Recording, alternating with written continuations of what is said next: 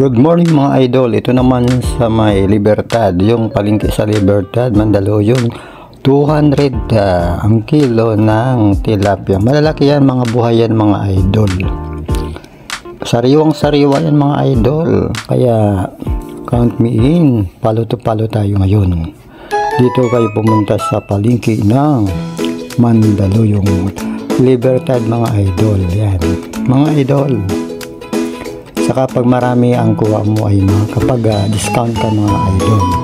Mga buhay yan mga idol. Buhay na buhay. Mga isdang tilapia.